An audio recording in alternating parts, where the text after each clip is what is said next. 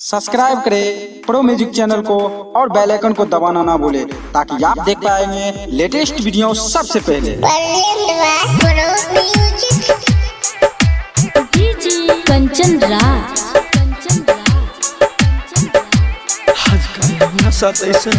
नीम चौसी Vaishali singing बा मोनू राव दोस्त नहीं बातें हमरा सुनर नसीब के प्यार काहे होला विधाता हमरा जस गरीब के दोस्त नहीं बातें हमरा सुनर नसीब के प्यार काहे होला विधाता हमरा जस गरीब के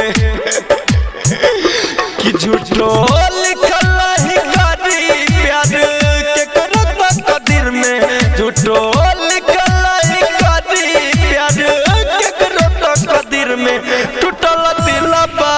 के कैसे लेके जी हम शरीर में टूटल दिलबा के कैसे लेके जी हम शरीर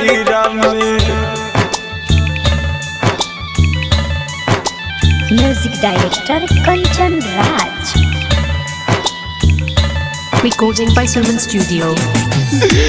कंचन राज कौना गलती के सजा मिलल चौसी वैशाली प्यार के दुश्मन हो गइल बा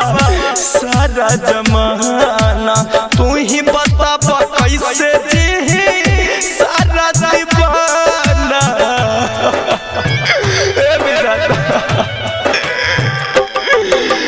प्यार के दुश्मन हो गइल बा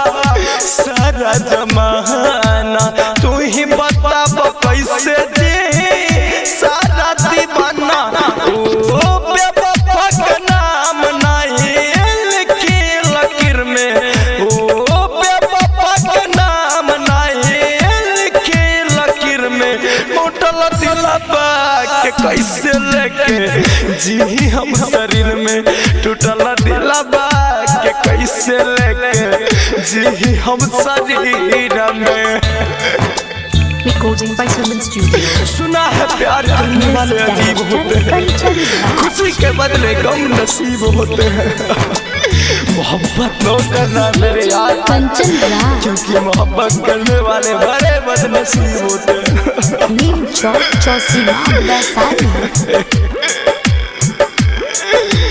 जिए नहीं पाई मन खई है जहरिया रब कर रानी आगे तोहके हमरो उमरिया